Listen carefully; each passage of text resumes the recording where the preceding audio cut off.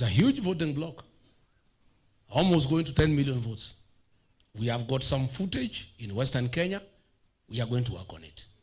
In the coast, we are doing well. We are going to work on it.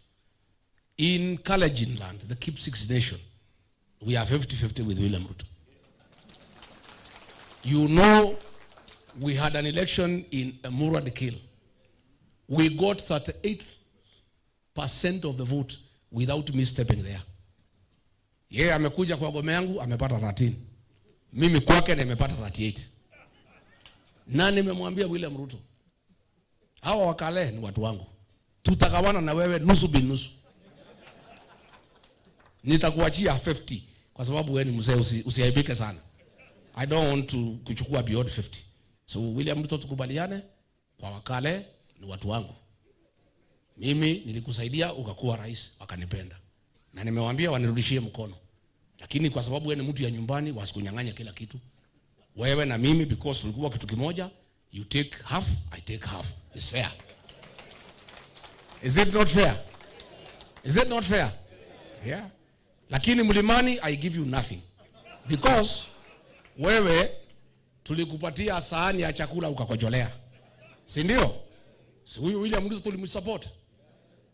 We supported him. Kuna pesa alitupatia? Tulimpenda tu bure.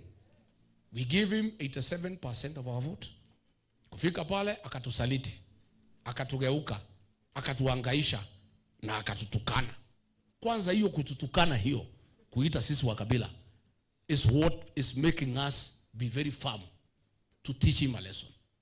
And I told him when I was in Kajiado, nikamwambia William Ruto, next year I'll teach you politics.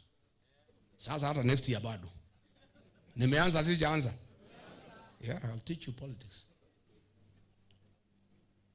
And I am saying, pahali William Ruto ametukosea kabisa. Hata kama alitusaliti na akafuta watoto wetu kazi kwa KRA, kwa polisi, kwa jeshi, Kenya Port Authority, kila pahali. Akasema watu wetu wasilipwe pending bills. Ile pahali ametukosea kabisa. 1 ni kuua watoto wa Gen Z. Number 2 ni kutuma polisi na wahuni kumavamia makanisa yetu, attacking our churches, because this region we are